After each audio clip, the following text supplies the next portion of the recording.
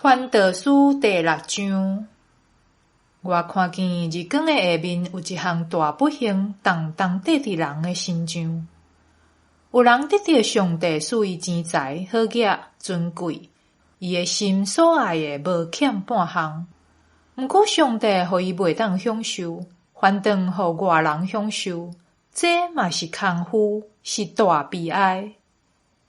人若有100个囝，搁食长岁寿，虽然活真侪岁，毋过无享福，无满足，搁无得到安葬。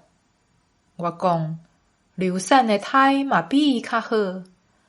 一个胎来是空虚，随时进入黑暗，伊的命受黑暗看捌消失。伊毋捌看到日光，嘛无知觉，也顾比迄个老人得到较好的安息。迄个人虽然活到1000年搁1000年，毋过无享福。因两款人兼毋是拢得去共一个所在。人的劳碌拢是为着腹肚，毋过食欲永袂满足。智慧的人比愚妄的人兼有较敖。善巧人知安怎做人兼有路用。目睭看到的比心想的较好，这嘛是空虚，嘛是掠风。已经有的早就号名，人是甚物嘛早就知。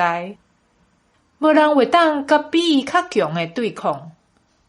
话多空虚就哪多，对人有甚物利益？人一生辅导光阴，亲像影过去。啥人会知人活地的时甚物上好？啥人会当甲伊讲，伊死后伫日光的下面会发生甚物代志？